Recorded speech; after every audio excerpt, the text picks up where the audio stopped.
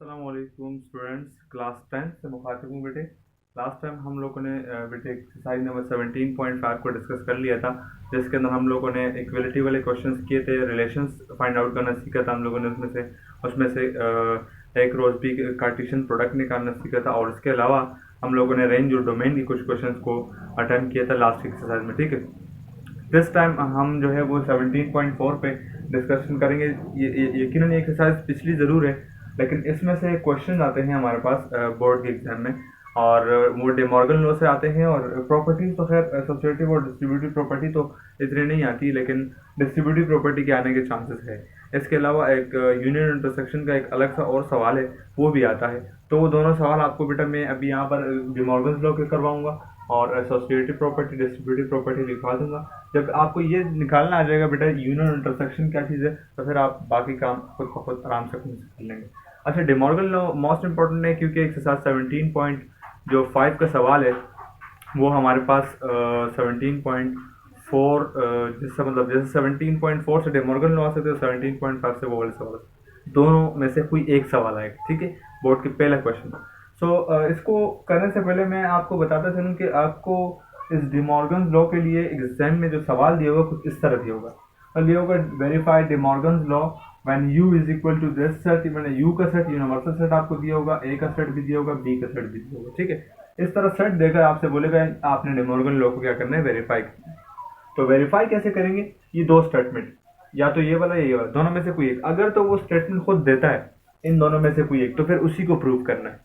और अगर वो सिर्फ ये कह दे कि वेरीफाई डिमॉर्गन्स लॉ, तो फिर आपने क्या करना है, अपनी मर्जी से इन दोनों में से कोई एक लेकर आपने उसको वेरीफाई करना है। जरूरी नहीं कि यही वाला लो, जरूरी नहीं कि यही वाला लो, मतलब दोनों में से कोई भी ले सकते हैं, बशर्त कि वो आपसे क्या कहे, सिर्फ इतना कह दे कि डिमॉर्गन्स लॉ को वेरीफाई करो। अच्छा, सेट आपको गिवन होंगे सवाल के अंदर। अब ये सेट है क्या, ये यूनिवर्सल सेट है, और ये ए सेट है, ये बी सेट है। ठीक है, अब इसको यूज कैसे करना है, उसमें यूनियन और इंटरसेक्शन आता है, और साथ में एक कॉम्प्लीमेंट आता है। ठीक है, तो यूनियन क्या चीज है, इंटरसेक्शन क्या है, कॉम्प्लीमेंट क्या है, ये छोटी क्लासेस से आप लोग बेटा पढ़ते हुए आ रहे हैं, फिर भी वर्बली आपको बता दूं कि यूनियन में क्या होता है। यूनियन में बेटा दो या दो से ज्यादा सेट्स के एलिमेंट को तरतीब दिया जाता है, जो दो मरतबा होते हैं या रिपीटेड जो भी होते हैं एलिमेंट, उनको भी एक वन टाइम लिख दिया जाता है, तरतीब दे देते हैं। मतलब आप नंबर्स की सीक्वेंस के हिसाब से उसको एक सेट में ले आते हैं जब आप यूनियन करते हैं किसी दो या तीन तीन यानी ज्यादा सेट्स के दरमियान। अच्छा, अब इंटरसेक्शन क्या होता है, इंटरसेक्शन दो या तीन या जितने भी सेट के दरमियान जब आप इंटरसेक्शन करते हैं, तो इंटरसेक्शन करते वक्त आप दोनों सेट्स के कॉमन एलिमेंट जो होते हैं, जो एक जैसे एलिमेंट होता है, बिल्कुल एक जैसे, वो आपका आंसर इंटरसेक्शन में। और उसके बाद कॉम्प्लीमेंट क्या होता है, कॉम्प्लीमेंट बेटा जब भी आप किसी चीज का निकालते हैं, तो बेटा उसको यू सेट में से माइनस कर, मान लो अगर आपको ए कॉम्प्लीमेंट निकालना है, तो आपको यू सेट में से ए के सेट को माइनस करना पड़ेगा, तब इसका कॉम्प्लीमेंट आ जाएगा। और कॉम्प्लीमेंट के दौरान माइनस हो रहा है, तो माइनस का कॉन्सेप्ट भी आपने यहाँ पर याद रखना है।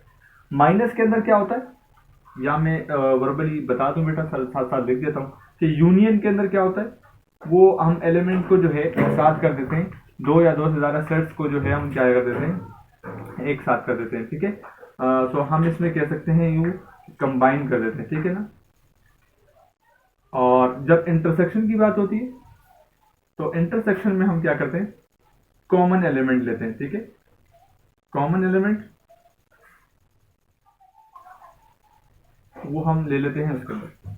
अब बात आ गई हम कि माइनस में क्या करते हैं, सब्ट्रैक्शन जो आप ऑपरेशन इस्तेमाल करते हैं, तो उसमें बेटा याद रखना माइनस तो जो एक जैसे एलिमेंट होते हैं वो हम कैंसिल आउट कर देते हैं या फिर निकाल लेते हैं सेट में से, लेकिन जो पहले वाले सेट में बचते हैं ना, यानी elements of first, elements of first set जो बचते हैं, यानी पहले सेट में जो एलिमेंट बचते हैं कैंसिल करने के बाद, वो आपका आंसर होता है, element of first set. Solution के दौरान साथ साथ आपको बताता रहूंगा, लेकिन अभी वर्बली आपको मैंने इतना बता दिया कि ताकि सॉल्यूशन के दौरान आपको मसला ना हो। ठीक है, अब जो अगली चीज है हमारे पास वो है कॉम्प्लीमेंट। अब कॉम्प्लीमेंट क्या है, या बेटे किसी सेट के ऊपर इस तरह निशान आ जाए, या फिर इसके ऊपर कॉमा आ जाए, या फिर इसके ऊपर स्मॉल सी आ जाए, यानी इस तरह। ठीक है, इनमें से तीनों में से कोई सा भी आ सकता है आपके पास। इन तीनों का मतलब ही कॉम्प्लीमेंट होता है। कॉम्प्लीमेंट का मतलब होता है आप यूनिवर्सल सेट में से उस सेट को माइनस कर देंगे। ठीक है, माइनस का कॉन्सेप्ट समझ आ गया, तो आप यू में से उस सेट को माइनस कर देंगे, उसका कॉम्प्लीमेंट आ जाएगा। कॉम्प्लीमेंट के लिए आप माइनस का वही कॉन्सेप्ट इस्तेमाल करेंगे, पहले वाले सेट में जो बचेगा वो आपका आंसर होगा। और पहला वाला सेट क्या है, यूनिवर्सल सेट। इसका मतलब है कि आप ए वाले सारे एलिमेंट यू में से निकाल देंगे और यू में जो भी बचेगा वो आपके पास क्या होगा, वो आपका आंसर होगा। ठीक है, बात समझ में आ गई होगी, उम्मीद है आपको ये वाली चीज। सो जब आप कॉम्प्लीमेंट निकालते तो ये चीजें आपको नजर में रखनी होगी। अच्छा, ये चीजें जरा बेटा फटाफट से आप साथ साथ नोट कर लें। जब ये वाले नोट कर लेंगे फिर मैं जो है 7 क्वेश्चन करूंगा, जगह जरा कम पड़ेगी तो इसलिए ये मिटा दूंगा। ठीक है, इसको नोट कर। ओके स्टूडेंट्स, स्टार्ट करते हैं। डिमॉर्गन लॉ की फर्स्ट स्टेटमेंट को सॉल्व कर लें। अच्छा, सोल्यूशन का तरीका बिल्कुल यही पैटर्न रखते हैं जैसे मैं करवा रहा हूँ। ठीक है, आप यहाँ लिखेंगे सॉल्व, और सॉल्व लिखने के बाद आपको सवाल में जो भी सेट दिए होंगे पहली फुर्सत में उसको यहाँ लिख लो। तो पहला सेट आपको यूनिवर्सल सेट दिया हुआ है। यूनिवर्सल सेट कौन सा है, उसमें दिया हुआ है 1 से लेकर ऑनवर्ड 10 तक, मतलब 1 2 3 4 5 6 7 8 9 10, ये आपको सेट दिया हुआ है यू का। उसके बाद ए का सेट आपको दिया हुआ है, ये कहीं और से नहीं उतार रहा बेटा, यहीं से उतार रहा हूँ। ठीक है, सवाल में से, सवाल में आपको गिवन होगा। ए के सेट में आपको दिए 1 3 5 7 9, ठीक हो गया। उसके बाद बी का सेट आपको गिवन है और वो आपके पास है 5 6 7 8, ये 3 सेट आपको दिए हुए। और आपसे क्या कह रहे हैं, आपसे वो कह रहे हैं कि भाई आपने मुझे इसमें से डिमॉर्गन लॉ को वेरीफाई करके देना। तो डिमॉर्गन लॉ को वेरीफाई करने के लिए हमने सिंपल इस स्टेटमेंट को लेके फॉलो करना है। ठीक है, सो हमने क्या करना है, we have to verify, we have to verify. क्या चीज वेरीफाई करने, कोई से एक ले लो, एक मैं करवा दूं, दूसरा आप ऑटोमेटिकली कर लेंगे। अच्छा, दोनों में फर्क क्या है, फर्क ये है कि यहाँ पर ए यूनियन बी का होल कॉम्प्लीमेंट है, इक्वल टू, कॉम्प्लीमेंट अलग अलग है, बीच में इंटरसेक्शन है। मतलब जहाँ होल कॉम्प्लीमेंट है, अगर बीच में यूनियन है तो सामने वाला ऑटोमेटिकली इंटरसेक्शन हो जाएगा। ठीक है, यहाँ होल कॉम्प्लीमेंट है, यहाँ अलग अलग कॉम्प्लीमेंट है। और इस वाले में सिर्फ छोटा सा फर्क, इंटरसेक्शन यहाँ गया, यूनियन वहां चले गए, बाकी पूरा वही है। यहाँ होल कॉम्प्लीमेंट, वहाँ अलग अलग कॉम्प्लीमेंट, लेकिन यूनियन और इंटरसेक्शन में जगह चेंज हो गई है बस। तो चलो हम इसमें कोई एक ले लेता हूँ, ए यूनियन बी है बेटा, और उसके ऊपर होल कॉम्प्लीमेंट है, बराबर है A complement intersection B complement. ठीक हो गया। तो अब इसमें से करना क्या, या लेफ्ट हैंड साइड ले लो या राइट हैंड साइड, दोनों को साथ साथ नहीं एक एक करके प्रूव करेंगे। ठीक है, तो मैं इसमें से टेकिंग लेफ्ट हैंड साइड कर देता हूँ, टेकिंग लेफ्ट हैंड साइड। ठीक है, टेकिंग लेफ्ट हैंड साइड, तो लेफ्ट हैंड साइड हमने कंसीडर कर ली, जो कि है ए यूनियन बी का होल कॉम्प्लीमेंट। तो बेटा जिस चीज का कॉम्प्लीमेंट निकालना, मैंने आपसे क्या कहा, वो चीज हमें दरकार होती है, वो हमें चीज चाहिए होती है। अगर मैं ए का कॉम्प्लीमेंट निकाल लूं तो यू में से आप ए को माइनस करेंगे, अगर आपको बी कॉम्प्लीमेंट चाहिए तो आप यू में से बी को माइनस करेंगे। अगर आपको ए यूनियन बी का होल कॉम्प्लीमेंट चाहिए तो बेटा आपको माइनस भी वही करना है, ए यूनियन बी। जिस चीज का कॉम्प्लीमेंट चाहिए उसी को यू से माइनस करना है। तो उसका मतलब है कि यहाँ पर हमें पहले क्या रिक्वायर्ड है, ए यूनियन बी रिक्वायर्ड है। तो चलो हम पहले ए यूनियन बी निकाल लेते हैं, फिर हम उसकी तरफ चलेंगे, फिर हम इसका होल कॉम्प्लीमेंट निकाल लेंगे यूनियन से माइनस। So for A union B, A union B के लिए जो है वो मैं पहले काम कर रहा हूँ, तो मैंने लाइन लगा दी कि ए यूनियन बी के लिए काम कर रहा हूँ। ए यूनियन बी क्या चीज है वो मैंने आपको वर्बली बता दिया इससे पहले थोड़ी सी। अब आप देखो ए का सेट है तो आप ए का सेट इस्तेमाल करेंगे, 1 3 5 7 9, बीच में यूनियन है तो बेटा यूनियन। फिर दूसरा सेट बी का है तो बी की जगह बी का सेट, 5 6 7 8। ठीक हो गया मेरा बच्चा। अब यहां तक जब आप दोनों सेट उतार लेंगे तो यूनियन कैसे करते हैं, A union B is equal to, set के एलिमेंट को तरतीब देते हैं। मैंने कहा ना दोनों को कंबाइन करके एक साथ करते हैं। देखो जरा, पहला 1 एलिमेंट है, उसके बाद 2 है, 2 इन दोनों में से है कहीं, जब दोनों में नहीं है तो उसको छोड़ दो। उसके बाद 3, यस इसमें है, 3 के बाद 4 आता है, कहीं दोनों में से कहीं 4 है, नहीं है तो छोड़ दो। उसके बाद 4 के बाद 5 ये रहा, उसके बाद 6 आता है, 6 इसमें, दोनों में देखो 5 इसमें भी था और इसमें भी था, आप दोनों में से एक मरतबा लिखेंगे जब यूनियन करेंगे। उसके बाद 5 के बाद 6 आता है, इसमें नहीं है तो इसमें तो मौजूद है, दोनों में से कहीं एक भी मौजूद होगा तो आप लिखेंगे, दोनों में नहीं होगा तो छोड़ देंगे। 6 के बाद 7 इसमें भी है इसमें भी है, आप कितनी मरतबा लिखेंगे, एक मरतबा लिखेंगे। ठीक है, ये 7, उसके बाद 8 यहाँ मौजूद है, उसके बाद दोनों में, इसमें तो 9 नहीं, खैर इसमें है, तो ये आपके पास 9, ये आपके पास क्या आ गया, ए यूनियन बी आ गया। ए यूनियन बी आ गया, अब इससे कॉम्प्लीमेंट निकालना है। ठीक है, तो आप क्या लिख दो, मेरे पास थोड़ी जगह बेटा कम है, यहीं पर लिख रहा हूँ, उम्मीद है आपको नजर आ रहा होगा। नाउ अब आप क्या करने, अब आप ए यूनियन बी का होल कॉम्प्लीमेंट निकालें। ठीक है, ए यूनियन बी आपके पास आ गया, इसको सर्कुलेट कर दें इस तरफ ताकि आपको पता चले कि इसको इस्तेमाल करना है। अब ए यूनियन बी का होल कॉम्प्लीमेंट चाहिए, तो होल कॉम्प्लीमेंट के लिए आपको क्या चाहिए, यू में से माइनस करना है ए यूनियन बी। ठीक है, तो यू आपके पास ये रख दिया हुआ, लिख दो क्या है, 1 से लेकर 10 तक, 1 2 3 4 5 6 7 8 9 10, फिर बीच में माइनस है तो माइनस, और फिर ए यूनियन बी है तो ए यूनियन बी का आंसर ये है, उसका आंसर ही इस्तेमाल करेंगे 1 3 5 6 7 8 9। अच्छा, अब यहाँ तक आने के बाद आपने क्या करना है, सिंपल, माइनस का मतलब एक जैसे कैंसिल, तो कैंसिल कर दो। देखो जरा, 1 इसमें भी है 1 इसमें भी है, कैंसिल। 2 इसमें है लेकिन इसमें नहीं है, छोड़ दो। 3 से 3 में 3 कैंसिल, 5 है दोनों में कैंसिल, 6 है दोनों में कैंसिल, 7 भी कैंसिल, 8 भी कैंसिल और 9 भी कैंसिल। तो जो जो इसमें थे वो सारे इसमें से निकाल दिए मैंने। यू सेट में जो भी बचेंगे वो हमारा आंसर होगा। तो बेटा ये आप लिख लें, मैं अगर उसको मिटा दूँ, ऑलरेडी आपने देख लिया इसको, पर जगह कम है तो रिक्वायर्ड है मुझे, ठीक है। ए यूनियन बी का होल कॉम्प्लीमेंट इज इक्वल, क्या बचा इसमें पूरा बता दो सर मुझे। 2 बचा, 4 बच गया, इसके बाद 10 बच, ठीक है। 2 4 10, तो मैं यहाँ लिख देता हूँ कि भाई आपके लेफ्ट हैंड साइड का आंसर है 2 4 10। तो 2 4 10 जब इसका आंसर आ गया, तो अब राइट हैंड साइड जब आप लोगे ना इसका ये वाला फॉर्म, तो इसका आंसर भी यही आना चाहिए, ठीक है। इसको जरा फटाफट से लिख लो, फिर हम इसके राइट हैंड साइड को कंसिडर करते हैं कि जगह कम है, ठीक है। इसको फटाफट से यहाँ तक नोट कर लो, फिर राइट हैंड साइड लेंगे यहाँ पर, शाबाश। ओके स्टूडेंट्स, तो लेफ्ट हैंड साइड आपने लिख ली होगी, अब राइट हैंड साइड जो है वो लिखते हैं। राइट हैंड साइड जो है अब ये वाला साइड हमने सॉल्व कर ली, टेकिंग राइट हैंड साइड। और राइट हैंड साइड बेटा कैसे करेंगे, अच्छा एग्जाम के अंदर आप उसी के आगे कंटिन्यू करेंगे, ठीक है। मेरे पास तो जगह नहीं थी इसलिए मैंने आगे कंटिन्यू नहीं किया, आप जहां सॉल्व हो रहा है उसी के आगे कंटिन्यू करेंगे मुसलसल, ठीक है। ये वाला काम, टेकिंग राइट हैंड साइड। अब राइट हैंड साइड के ए का कॉम्प्लीमेंट यू इंटरसेक्शन बी का कॉम्प्लीमेंट, ये यहाँ से देख लो, ठीक है। अब पहले ए कॉम्प्लीमेंट चाहिए फिर बी कॉम्प्लीमेंट चाहिए, दोनों कॉम्प्लीमेंट आ जाएंगे तो उसके दरमियान इंटरसेक्शन कर देंगे, ठीक है। सो हम यहाँ लिख देंगे for A complement, for A complement. और ए कॉम्प्लीमेंट के लिए आपको क्या चाहिए, मैंने आपको बताया कि जिस चीज का कॉम्प्लीमेंट निकालना है उसी को यू में से माइनस कर दो। तो बस लिख दो A complement is equal, U की जगह यू का सेट लिख दो जो कि 1 से लेकर 10 तक है, 1 2 3 4 5 6 7 8 9 10, और बीच में क्या है माइनस, तो ये रहा माइनस, और फिर ए की जगह ए का सेट, और वो है 1 3 5 7 9। अब मैंने आपसे कहा था कि माइनस के अंदर क्या करते हैं, एक जैसे कैंसिल आउट कर देते हैं, तो 1 से 1 कैंसिल, 5 3 से 3, और 5 से 5, 7 से 7, 9 से 9। बताओ कि यू में से जो भी बचा, पहले वाले में जो बचता है वो आंसर होता है, तो बताओ पहले तो यूनियन है तो उसमें से क्या बचा, इसमें से 2 बच गया, 4 बच गया, 6 भी बच गया, 8 भी बच गया और 10 भी बच गया। पहला आया 2, फिर 4, फिर 6, फिर 8, फिर 10, ये आपके पास आ गया ए कॉम्प्लीमेंट, ठीक है। अब क्या निकाल रहे हैं, बी कॉम्प्लीमेंट, तो यहाँ लिख दो for B complement, for B complement. Students मौसम भी ज़रा ख़राब है बेटा, बारिश वारिश का ज़रा सीन है, तो बारिश की आवाज़ भी छत से आ रही होगी आपको, बट आप कोशिश करें कि एडजस्ट करना है आपसे, ठीक है।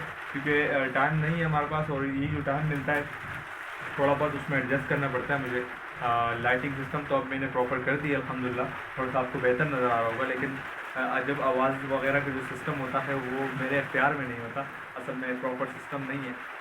एक आइसोलेटेड कमरा हो तो सर उससे आवाज़ नहीं आती ना बाहर से ना अंदर से, बट वो सिस्टम अभी तक नहीं है, कोशिश करेंगे कि अच्छा सा बना लें। अब बारिश की आवाज़ वगैरह को साथ में मेंटेन करना है, काम लेके चलेंगे, ठीक है हम। अच्छा जी, for B complement, B complement के लिए जब आपको क्या करना है, यू में से बी को माइनस करना है, ठीक है। अब बी कॉम्प्लीमेंट रहने दो, यू की जगह यू का सेट आ जाएगा, कौन सा, ये वाला, 1 2 3 4 5 6 7 8 9 और 10, ठीक है। तो उसके बाद अच्छा, मुझे चूँकि इसकी ज़रूरत नहीं है तो ये जगह थोड़ी सी खाली कर दूँ, इसमें सवाल मैंने वैसे ही रेडी होता है कर ली, तो देखो ज़रा इसके आगे मैं काम कर लूँगा। बीच में माइनस है तो माइनस, और बी की जगह बी का सेट जो कि यहाँ पे है 5 6 7 8, एक जैसे कैंसिल आउट कीजिए, 5 से 5, 6 से 6, 7 से 7 और 8 से 8, क्या क्या बचा देखो, बी कॉम्प्लीमेंट जो यू में बचता है वो आंसर, पहला वाला 1 बचा, फिर 2, फिर 3, फिर 4 और फिर 9 और फिर 10, जो जो बचा वो लिखते हैं 1 2 3 4 9 10, ये आपके पास आ गया बी कॉम्प्लीमेंट, ठीक है। हमें इसके लिए क्या चाहिए था, राइट साइड के ए कॉम्प्लीमेंट चाहिए था, फिर बी कॉम्प्लीमेंट, और उसका आंसर के दरमियान इंटरसेक्शन करना, प्लस इंटरसेक्शन, क्योंकि ए कॉम्प्लीमेंट भी आ चुका है, बी कॉम्प्लीमेंट भी।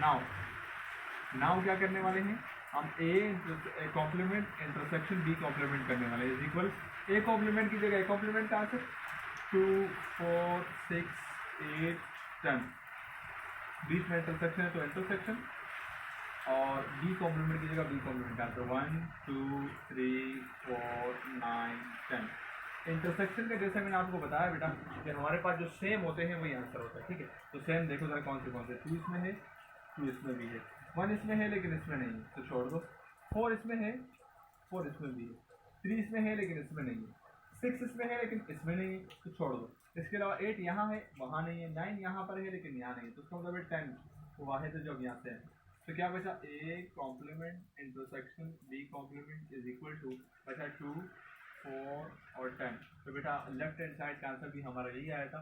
चाहो तो आप वीडियो को थोड़ा सा बैक करके आपको पता चल जाएगा इसका आंसर उसका आंसर 10।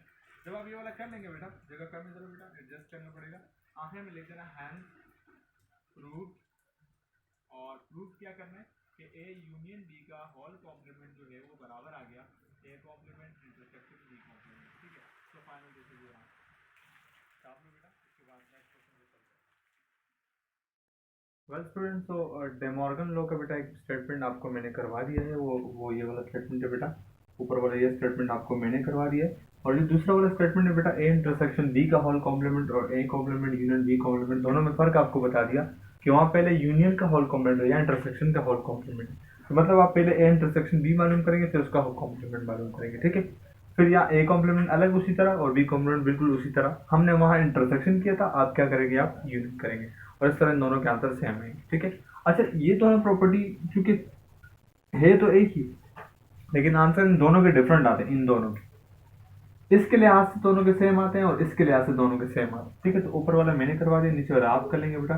क्योंकि बेटा ये प्रॉपर्टीज जो एसोसिएटिव और डिस्ट्रीब्यूटिव प्रॉपर्टी एग्जाम में आने के चांसेस इसके कम होते हैं और बहुत ही मतलब ना होने के बराबर चांसेस है इसके, इसीलिए ये वाला सवाल जो है वो आपको मैं एक्सरसाइज नंबर 17.4 के बैक साइड वाले पेज पे आप बेटा ये प्रॉपर्टीज देख लेंगे हेडिंग डालते हुए, एसोसिएटिव प्रॉपर्टी और डिस्ट्रीब्यूटिव दोनों प्रॉपर्टी, वो आप जो है वो कर लेंगे खुद। यूनियन इंटरसेक्शन है उसके अंदर और कुछ नहीं, 17.4 पेज जो है उस पेज के पीछे। अच्छा ये वाला सवाल एग्जाम में बड़ा आता है आपके, इसी डिमॉर्गन लॉ को या रिप्लेस कर देता है, मतलब यार डिमॉर्गन लॉ आ जाता है या ये आ जाता है, तो ये वाला सवाल मैं आपको अब करवाऊंगा।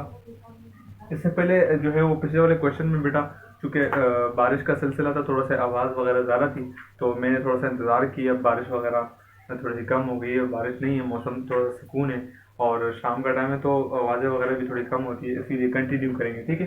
तो अब हमारे पास A delta B is equal to A union B minus A intersection B, मतलब इसमें टोटल आपको कॉम्प्लीमेंट की जरूरत नहीं है, आपको ए और बी के सेट की जरूरत, ठीक है। यहाँ भी ए और बी के सेट, यहाँ भी ए और बी सेट, मतलब आपको सिर्फ ए और बी दो सेट्स है, ठीक है। तो ए और बी कोई से दो सेट ले लेते हैं आप, कोई से भी दो सेट ले लेते हैं और उसके ऊपर हम क्या कर लेते हैं, हम काम कर लेते हैं इस सवाल के लिए, ठीक है। वो एग्जाम में आपके पास कोई भी सेट दे सकते हैं, तो तरीकेकार सीख लो, बाकी आपके लिए सब कुछ सेम हो जाएगा। तो मान लो मैं आप में से इसी क्वेश्चन में से बेटा यू का सेट मिटा लेता हूँ और इन दो सेट को मिलाकर मैंने ये वाला सवाल सॉल्व कर, ठीक है। तो लेट्स स्टार्ट। स्टार्ट कैसे करना है, बिल्कुल वी हैव टू प्रूव, और क्या चीज प्रूव करना है, प्रूफ हमने ये करना है कि हमारे पास ये जो प्रॉपर्टी है ये वाली A delta B is equal to A union B minus A intersection B. अच्छा आपको मैंने यूनियन इंटरसेक्शन और माइनस और कॉम्प्लीमेंट के बारे में तो बता दिया, बट ये डेल्टा के बारे में नहीं बताया बेटा। ये जो डेल्टा है दैट इज सिमेट्रिक डिफरेंस। कौन सा ये सिमेट्रिक डिफरेंस है बेटा, ठीक है। इसको सिमेट्रिक डिफरेंस बोलते हैं और डिफरेंस में और सिमेट्रिक डिफरेंस में इतना फर्क होता है कि इस डिफरेंस के अंदर जो पहले वाले सेट में आपके पास नंबर्स बचते हैं वही खाली आंसर में लिखते हैं, बट सिमेट्रिक डिफरेंस में आप दोनों सेट के एलिमेंट को लिखते हैं, बोथ सेट्स एलिमेंट, ठीक है। किसके अंदर, आंसर के अंदर आप दोनों सेट के एलिमेंट को जो मतलब जो दोनों में जो सेम है वो कैंसिल हो गए और जो दोनों में से आपके पास जो बाकी बचेंगे, मतलब पहले वाले सेट में भी बच जाएंगे, दूसरे वाले सेट में बचेंगे, दोनों में जो एलिमेंट बचेंगे वो एक साथ करके आप एक सेट में लिख देंगे, वो सिमेट्रिक डिफरेंस कहलाएगा ये जिसको आप डेल्टा कहते हैं, ठीक है। सो लेट्स सी, इसको लेफ्ट हैंड साइड भी ले लेते हैं और राइट हैंड साइड भी लेके सॉल्व कर लेते हैं। टेकिंग लेफ्ट हैंड साइड, और लेफ्ट हैंड साइड के अंदर क्या है बेटा, ये है ए डेल्टा बी। तो हम ए डेल्टा बी के लिए काम करेंगे, और ए डेल्टा बी ऑपरेशन कोई भी हो हम सेट के अंदर वही इस्तेमाल करते हैं, तो इसीलिए ए की जगह ए का सेट 1 3 5 7 9, फिर डेल्टा की जगह डेल्टा और बी की जगह बी का 5 6 7 8। ठीक है बेटे, ये आपके पास दोनों सेट आ गए, बीच में डेल्टा आ गया। अब मैंने क्या कहा, इसमें भी वही काम है, आपने सिमिलर एलिमेंट्स को कैंसिल करना है, जो बचेंगे वो आपने आंसर में कैंसिल आउट करते हैं। जरा दोनों में कौन सा एलिमेंट है, 5x है, ये तो गया। इसके अलावा मेरे ख्याल से तो 1 इसमें है लेकिन इसमें नहीं है, 3 इसमें है लेकिन इसमें नहीं है, 7 इसमें है इसमें भी है, तो 7 भी कैंसिल आउट। 9 इसमें है लेकिन उसमें नहीं है, 8 इसमें है लेकिन इसमें नहीं है। तो आप इस लिहाज से जो जो एलिमेंट आपके पास बचते हैं आप वो दोनों लिखेंगे। आपको मैंने अभी भी क्या बताया कि सिमेट्रिक डिफरेंस के अंदर हम क्या करते हैं, दोनों सेट के एलिमेंट्स को आंसर में लिखते हैं। तो दोनों सेट में जो जो बचे हैं, इसमें 1 बचा, 3 बचा और 9, और यहाँ बचा 6 और 8, और इन सबको तरतीब देकर हम लिख देंगे, पहले 1 फिर 3 फिर 5 6 और फिर उसके बाद 8 और देन उसके बाद 9। तो बेटे आप देख लो, आपका लेफ्ट हैंड साइड का आंसर जो है वो याद क्या आंसर आया है, 1 3 6 8 9। तो अब राइट हैंड साइड जब आप लेंगे ये वाला, तो राइट हैंड साइड के अंदर भी यही आंसर होना चाहिए। ठीक है, तो उम्मीद है आपने ये वाला पोर्शन बेटा आप लोग लिख लें जरा से, ताकि फिर इसको मैं मिटा दूं, इसका नेक्स्ट पार्ट इसी के साथ करेंगे। ठीक है, तो मैं यहाँ लिख देता हूँ taking right hand side, taking right hand side, और बेटा राइट हैंड साइड के अंदर क्या करेंगे, इस लिहाज से ये पूरा राइट हैंड साइड, यहाँ से लेकर यहाँ तक ये पूरा राइट हैंड साइड। तो मैं यहाँ लिख देता हूँ इसको ए यूनियन बी, ये यूनियन है बेटा, ठीक है, यूनियन और फिर माइनस और फिर आपके पास है ए इंटरसेक्शन बी। ठीक है, अब इसमें हमें क्या चाहिए, पहले ए यूनियन बी चाहिए, फिर ए इंटरसेक्शन बी चाहिए, और दोनों में से हम सब्ट्रैक्ट करेंगे, जो बचेगा वो यही बचना चाहिए, तो आंसर आपका सेम है। तो मैं ये मिटा रहा हूँ बेटा, ये वाला पोर्शन आपको मिटा रहा हूँ मैं, इसी के आगे मैं काम करूंगा मैं।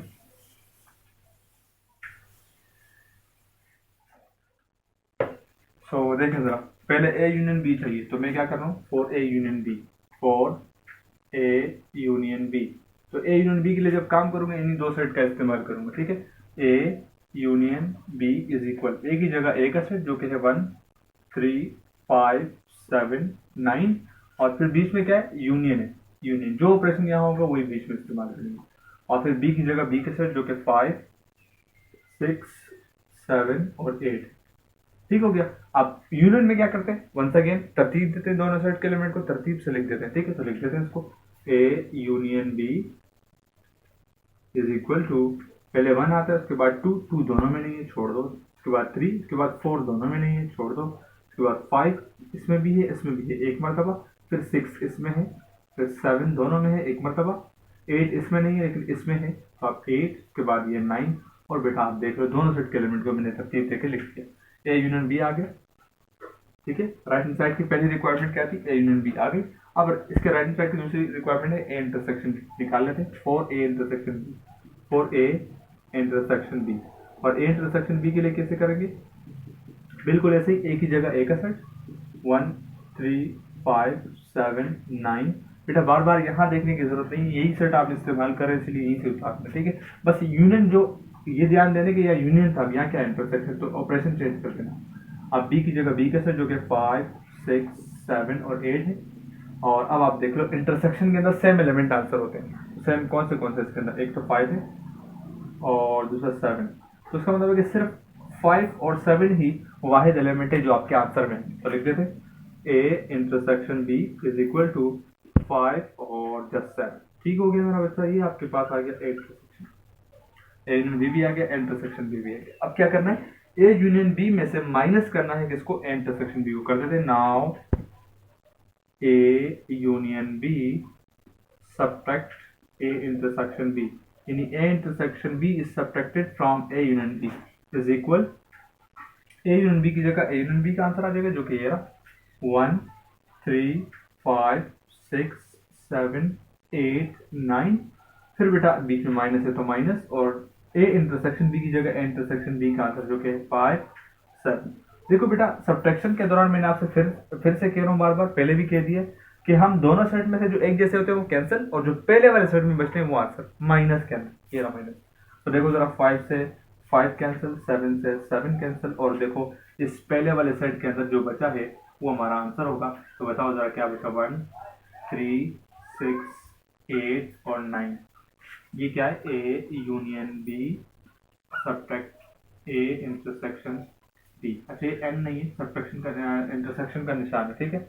अब ये वाला आंसर देख लो और अपने लेफ्ट हैंड साइड का आंसर देख लो। लेफ्ट हैंड साइड का एरा, राइट हैंड साइड का एरा। देखो 1 3 6 8 9, 1 3 6 8 9 दोनों बिल्कुल सेम है। अच्छा सेट कोई भी दे दे, बट एवर काम आपने इस तरीके से ही करना है। डेल्टा के अंदर दोनों में जो बचे वो आंसर, सब्ट्रैक्शन में जो पहले वाला बचे आंसर, यूनियन में दोनों को कंबाइन, इंटरसेक्शन में जो सेम है वो आंसर।